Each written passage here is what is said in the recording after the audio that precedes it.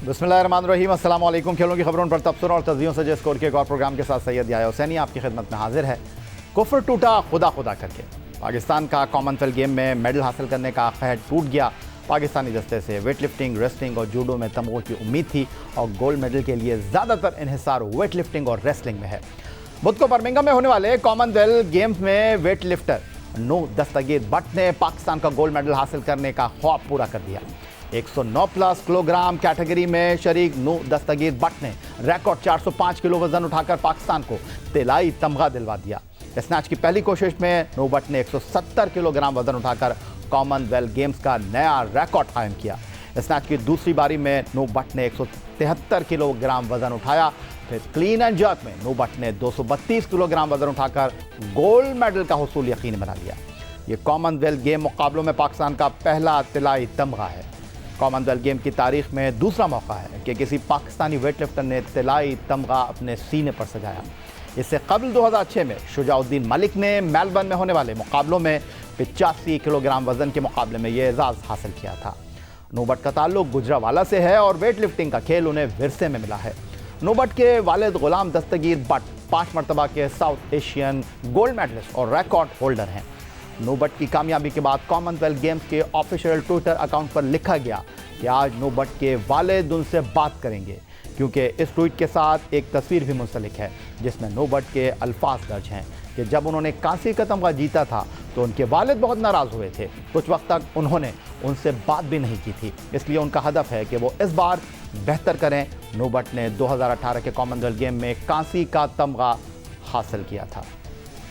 Commonwealth game में पाकिस्तान की जानिब से पहला गोल्ड मेडल हासिल करने वाले वेट लिफ्टर नूह दस्तगीर भट्ट ने बर्मिंघम में नुमाइंदा जियो न्यूज़ साइमा हारून से खुसूसी गुफ्तगू की।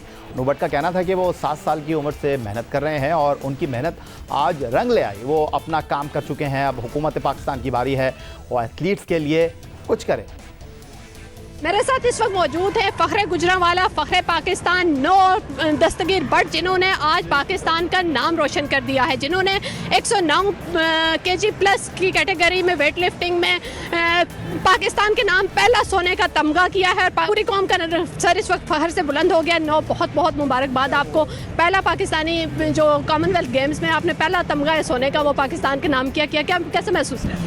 अल्हम्दुलिल्लाह, सबसे पहले तो मैं अल्लाह ताला का शुक्र अदा करता हूँ कि अल्लाह ताला ने मुझे इतनी इज़्ज़त से नवाजा। और मैं इस वक्त आपको अपने जो जज्बात हैं वो बयान नहीं कर सकता, क्योंकि मैं 7 साल थे इस चैम्पियनशिप या गेम्स को जीतने की कोशिश कर रहा हूँ और आज फाइनली वो दिन आया कि मैं इस गेम्स को जीता भी है और अल्हम्दुलिल्लाह मैंने कॉमनवेल्थ गेम्स के 3 रिकॉर्ड भी किए हैं।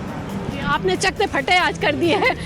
आपने जो 405 किलो का वज़न ऐसे उठाया जैसे 10 या 20 किलो आटे की बोरी उठाते हैं। देखें, ये आसान नहीं होता उठाना। 12 साल 13 साल की मेहनत है तो फिर जाके इतना वज़न उठाया गया जी।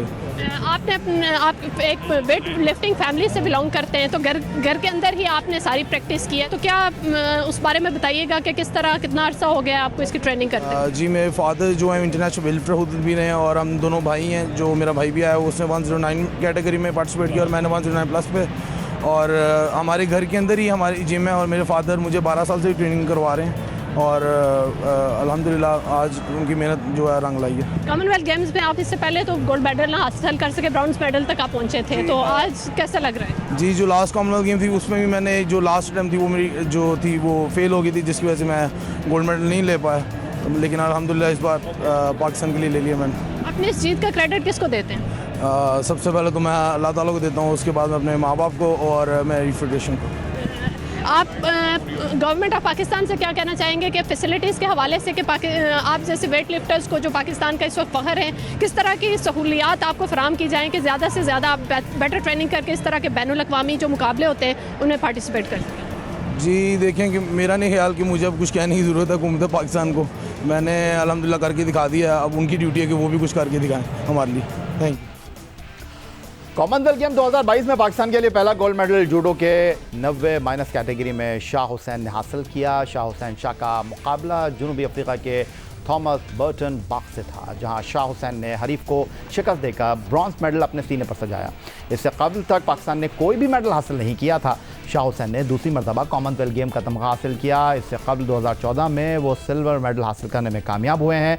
शाह हुसैन ने पहली मरतबा जूडो 90 kg बाउट में शिरकत की। इब्तदाई राउंड में शाह हुसैन को ऑस्ट्रेलिया के खिलाड़ी से शिकस्त का सामना करना पड़ा था, लेकिन कैटेगरी में सिर्फ 6 एथलीट्स की शमूलियत के सबब वो नाकामी के बावजूद टाइटल की दौड़ से बाहर नहीं हुए, बल्कि उन्हें मेडल मुकाबले में शिरकत का मौका मैसर आ गया था। बर्मिंघम में जारी कॉमनवेल्थ गेम में पाकिस्तान ने अपना पहला गोल्ड मेडल जीत लिया। गोल्ड मेडल जीतने वाले नो बट ने न सिर्फ पाकिस्तानी कौम का सर फ़ख्र से बुलंद किया, बल्कि अपनी कारकर्दगी से सबके दिल भी जीत लिए, जिस पर पूरे पाकिस्तान ने नो बट की जीत पर मुबारकबाद दी। अपने ट्विटर अकाउंट पर वज़ीर आज़म मियां मोहम्मद शहबाज शरीफ ने भी वेट लिफ्टर नो दस्तगीर बट को मुबारकबाद दी और कहा, वेल डन बट साहब। जबकि पाकिस्तान क्रिकेट टीम के कप्तान बाबर आजम भी कॉमनवेल्थ मेडलिस्ट के बारे में अपने पैगाम में कहते हैं कि मुझे सुपरस्टार पर बहुत फ़ख्र है। हमारे तमाम एथलीट्स को मुनासिब स्ट्रक्चर, सपोर्ट और स्टेट ऑफ द आर्ट सहूलियात की ज़रूरत है। साबिक़ कप्तान शाहिद खान आफरीदी ने भी अपने हीरो नो दस्तगीर बट और शाह हुसैन को शानदार कारकर्दगी दिखाने पर मुबारकबाद दी। शाहिद खान आफरीदी ने कहा कि दोनों हीरोज़ ने गोल्ड और ब्रॉन्ज मेडल हासिल करके पाकिस्तान का नाम दुनिया के सामने बुलंद किया और कहा कि दुरुस्त सपोर्ट और मदद की जाए तो हमारे एथलीट्स आसमान छू सकते हैं। कौमी क्रिकेट टीम के साबिक़ कप्तान मोहम्मद हफीज़ ने भी नो बट को जीत पर मुबारकबाद दी और कहा, हमें फ़ख्र है आप पर, आपकी कारकर्दगी पर। पाकिस्तान जिंदाबाद। कॉमनवेल्थ गेम में कांसे का तमगा जीतने वाले Shah Hussain Shah Olympic medallist boxer Hussain Shah के साहबजादे हैं। हुसैन शाह ने सियोल ओलंपिक्स 1988 में पाकिस्तान के लिए ब्रॉन्ज मेडल हासिल किया था। अपने पैगाम में हुसैन शाह ने कहा कि वो अपने बेटे की कामयाबी पर बहुत खुश हैं। शाह हुसैन ने गोल्ड मेडल हासिल करने की तैयारी की थी, लेकिन उम्मीद है कि उनका बेटा इस्लामिक गेम्स में गोल्ड मेडल हासिल करके लौटेगा। शाह हुसैन शाह का वालिद साहब, और मुझे बड़ी खुशी हो रही है, मेरा बेटा कॉमनवेल्थ गेम में मेडल लिया पाकिस्तान के लिए। जिस तरह मैंने 1988 में पाकिस्तान के लिए मेडल लिया था, मुझे बहुत अच्छा लगा, बहुत खुशी हो रही है। मेरे बेटा मेरा इतना खुश नहीं है, इसलिए इसको गोल्ड ही लेना था। उससे मुझे बोला मेरा 100% गोल्ड है, मैं इसमें गोल्ड लूँगा पापा। तो बहरहाल बहुत खुशी हुई मेरे को, मेरे बेटे ने मेडल लिया विदाउट कोच, उसने गोल्ड लिया, मेडल लिया ब्रॉन्ज। इंशाल्लाह नेक्स्ट टाइम गोल्ड भी लेगा। पाकिस्तान स्पोर्ट्स बोर्ड ने कॉमनवेल्थ गेम्स 2022 में गोल्ड मेडल जीतने वाले नो बट के लिए 50 लाख और शाह हुसैन के लिए 10 लाख रुपए का ऐलान कर दिया। DGPSB का कहना है कि चांदी का तमगा जीतने पर 20 लाख रुपए मिलेंगे।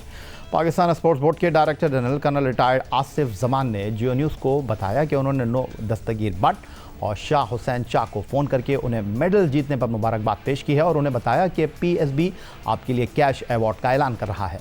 आसिफ जमान ने बताया कि कॉमनवेल्थ गेम में गोल्ड मेडल जीतने पर नो दस्तगीर बट को 50 लाख और ब्रॉन्ज मेडल जीतने पर शाह हुसैन शाह को 10 लाख रुपए का इनाम दिया जाएगा। अगर कॉमनवेल्थ गेम में कोई चांदी का तमगा लाया तो उसे 20 लाख रुपए की इनामी रकम मिलेगी। DG sports board colonel Asif Zaman का कहना है कि PSB के कवानीन के तहत उन्हें नगद इनाम दिया जाएगा, जिसमें किसी भी गेम्स में गोल्ड मेडल पर 50, सिल्वर मेडल पर 20 और ब्रॉन्ज मेडल पर 10 लाख रुपए दिए जाएंगे। कॉमनवेल्थ गेम ख़वातीन क्रिकेट मुकाबलों में बेस्मा मारूफ की क़यादत में खेलने वाली पाकिस्तान ख़वातीन क्रिकेट टीम की कारकर्दगी इंतहाई मायूस कुन कही जा सकती है और पाकिस्तान ख़वातीन क्रिकेट टीम कॉमनवेल्थ गेम्स में मेडल से तो दूर है ही, कामयाबी से भी बहुत दूर दिखाई दे रही है। पाकिस्तान ख़वातीन क्रिकेट टीम को कॉमनवेल्थ गेम में पहला झटका उस वक्त लगा जब ख़वातीन क्रिकेट टीम को इफ्तिताही रोज़ बारबाडोस के खिलाफ 15 रन से नाकामी का सामना करना पड़ा। दूसरे मैच में रिवायती हरीफ भारत के खिलाफ पाकिस्तान ख़वातीन क्रिकेट टीम को एजबेस्टन क्रिकेट ग्राउंड पर 8 विकेट से नाकामी का सामना करना पड़ा। 3 दिन में 2 नाकामियों से 2-4 होने वाली पाकिस्तान ख़वातीन क्रिकेट टीम ने अपनी गलतियों से न तो इस टूर्नामेंट में कुछ सीखा, न सिलेक्शन का मयार बेहतर हुआ, बल्कि तीसरे मैच में पाकिस्तान ख़वातीन क्रिकेट टीम को निस्बतन बेहतर और आलमी रैंकिंग में बेहतर टीम ऑस्ट्रेलिया के हाथों 44 रन से नाकामी का सामना करना पड़ा। कॉमनवेल्थ गेम में ऑस्ट्रेलिया की खवातीन क्रिकेट टीम ने अपने ग्रुप के तमाम मैचों में कामयाबी हासिल की, आखिरी 4 टीमों में जगह हासिल की। दूसरी जानिब पाकिस्तान खवातीन क्रिकेट टीम बिस्मा मारूफ की क़यादत में अपने ग्रुप के तीनों मैचों में नाकामी से 2-4 हुई है। पहली मरतबा ऐसा नहीं हुआ कि किसी बड़े इवेंट में पाकिस्तान खवातीन क्रिकेट टीम की ये कारकर्दगी सामने आई है। इससे पहले न्यूजीलैंड में होने वाले 50 ओवर के ICC खवातीन क्रिकेट वर्ल्ड कप में भी पाकिस्तान खवातीन क्रिकेट टीम को इंतहाई नाक़िस कारकर्दगी के बाद टूर्नामेंट से बाहर होना पड़ा था और टूर्नामेंट के 7 मैचों में बमुश्किल टीम एक मैच वेस्ट इंडीज़ के खिलाफ जीतने में कामयाब रही थे। बारिश से मुतासरा उस मैच में मुकाबला 20-20 ओवर का कर दिया गया था और खवातीन वर्ल्ड कप क्रिकेट टूर्नामेंट में टीम को हैरानकुन तौर पर बांग्लादेश के खिलाफ भी नाकामी का सामना करना पड़ा था। पाकिस्तान खवातीन क्रिकेट के मसाइल क्या हैं? पाकिस्तान खवातीन क्रिकेट कब बेहतर कारकर्दगी का मुजाहरा करेगी? आज इस तमाम सूरत हाल पर गुफ्तगू करने के लिए स्टूडियो में हमने मदऊ किया है एशियन बैडमिंटन ज़हीर अब्बास साहब के भाई सगीर अब्बास साहब को, जो कि 1979 से पाकिस्तान में फ़र्स्ट क्लास क्रिकेट खेले, 1997-98 तक 100 से ज़्यादा फ़र्स्ट क्लास मैच आप खेले। खुशामदीद कहेंगे सगीर अब्बास साहब आपको। और सबसे पहले मैं आपसे ये जानना चाहूँगा कि ज़हीर अब्बास साहब की तबीयत कैसी है, क्योंकि आज आप यहाँ पर हमारे साथ मौजूद हैं और 7 भाइयों में अगर मैं गलती नहीं कर रहा सबसे छोटे आप हैं और ज़हीर भाई इस वक्त लंदन में मौजूद हैं और उनकी तबीयत के बारे में कुछ बताइएगा। जी माशाल्लाह पहले से बहुत बेहतर होगी उनकी तबीयत। अभी भी डेंजर जोन में हैं, लेकिन माशाल्लाह से अल्लाह ताला ने उनको इम्प्रूव कर रहे हैं डे बाय डे। अभी इत्तफाक से कल मैं एकेडमी जा रहा था तो मुझे कॉल भी आ गई उनकी, जिससे मुझे सरप्राइज़ भी हुआ। मुझे एक हिसाब से मैं जज्बाती हो गया, रोना भी आ गया। तो उन्होंने मुझे तसल्ली दी, कह रहे हैं इंशाल्लाह ताला बेटा दुआ करो, अल्लाह ने चाहा तो मैं जल्दी सेहतियाब होकर आऊँगा। बस ये है कि मेरी कौम से और अपने जितने भी मेरे कोलीग हैं सबसे यही दरख्वास्त है कि उनके लिए दुआ करें। इंशाल्लाह कल से जो मुझे इम्प्रूवमेंट 2-3 दिन से हम लोगों को इम्प्रूवमेंट नज़र आई है, काफ़ी तसल्ली बख्श है। बस आप लोगों की माशाल्लाह मेहरबानी है। मैंने जिसको भी देखा, जो भी और दुआओं से जो भी है वो दुआ बहुत कर रहा है उनके लिए, तो इंशाल्लाह ताला मुझे बहुत उम्मीद है। और कल का जो साइन है, जो उन्होंने मुझे फ़ोन ख़ुद किया, तकरीबन 2 महीने बाद मेरी उनसे बात हुई, तो काफ़ी पुरुम्मीद थे और माशाल्लाह से मतलब कि बहुत खुशी हुई उनसे बात करके। चलना बेहतरीन हो गया। जिस तरह कल ज़हीर अब्बास साहब ने आपको लंदन से फ़ोन किया और आप की बाँछें खिल गई इस वक्त आपकी इस गुफ्तगू को सुनने के बाद, जो चाहने वाले हैं एशियन बैडमिंटन ज़हीर अब्बास के, वो भी बहुत खुश हुए होंगे उनकी सेहत के हवाले से जानकर। आ जाते हैं ज़हीर अब्बास साहब, आपको आज जिस टॉपिक पर गुफ्तगू करने के लिए मदऊ किया है, एक लंबे अरसे तक आप ख़वातीन क्रिकेट के कोच की हैसियत से खिदमत अंजाम दे रहे हैं और पाकिस्तान ख़वातीन क्रिकेट के बारे में लोग ये जानना चाहते हैं कि जनाब मराहत तो बहुत हैं, सहूलियात बहुत फराहम कर रहा है पाकिस्तान क्रिकेट बोर्ड, जिस हद तक पाकिस्तान क्रिकेट बोर्ड ख़वातीन क्रिकेट को आगे लाने के लिए अपना किरदार अदा कर सकता है वो कर रहा है, लेकिन पाकिस्तान ख़वातीन क्रिकेट टीम है कि नाकामियों के भंवर से निकल नहीं पा रही है और कमज़ोर टीमें अगर आएँ, जिम्बाब्वे की, वेस्ट इंडीज़ की, श्रीलंका की, तो चारों खाने चित कर देते हैं, लेकिन जब किसी बड़े इवेंट में जाते हैं तो बांग्लादेश को हराना भी मुश्किल हो जाता है। जी, और टीमें हमारे पाकिस्तान से बहुत ज़्यादा इम्प्रूव कर रही हैं, हमारे सब कुछ दे रहे हैं हम इनको, पाकिस्तान टीम को, वुमेंस टीम को, लेकिन मसला ये है आपको मैनेजमेंट भी अपनी अच्छी रखनी चाहिए। जिनको क्रिकेट के बारे में पता हो, वो मैं ना हो कि जी मुझे पता है कि मैं सब कुछ करता हूँ। जब तक आप लोगों की सुनेंगे नहीं, मीडिया की नहीं सुनेंगे, ज़्यादातर मीडिया, जितना गहरी नज़र मीडिया की होती है, यकीनन प्लेयर्स की भी होती है और ऑफिशियल्स की भी होती है, लेकिन जो आवाम होती है और मीडिया होती है वो ज़्यादा देख रहा होता है।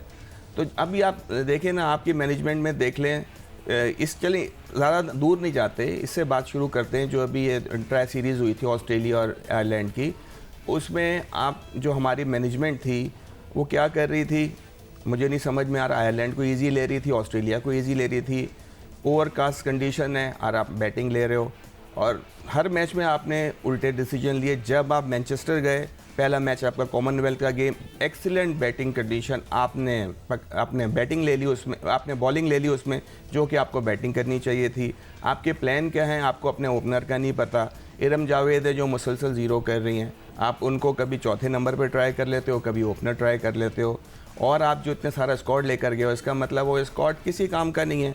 जिनको आपने खिलाना ही नहीं, उससे बेहतर आप लेके ही ना जाओ। क्यों PCB का पैसा इतना इन्वेस्ट किया जा रहा है उन सब पे, अब आप लेकर गए हैं, आगे और परफॉर्मेंस नहीं दे रहा, तो आपको चेंजेस तो करनी चाहिए, यंगस्टर्स खिलाने चाहिए। कब तक आप पुराने लोगों से खेलेंगे, कब तक आप इस तरह चलता रहेगा जो चल रहा है। मेरे ख्याल में मैनेजमेंट, कोच को आपको चेंज करना चाहिए। कोच की कोई प्लानिंग नज़र नहीं आ रही। सब यही चीख रहे हैं कि उसको कोई आइडिया नहीं है। और जो हमें भी 18 साल से पिछले मैं वुमेंस को कोचिंग कर रहा हूँ, मुझे नहीं लगता कि कोच इस मेयार का है कि उसको हमारी लड़कियों का या तो कल्चर का नहीं उसको आइडिया, और अब तक काफ़ी अरसे से है।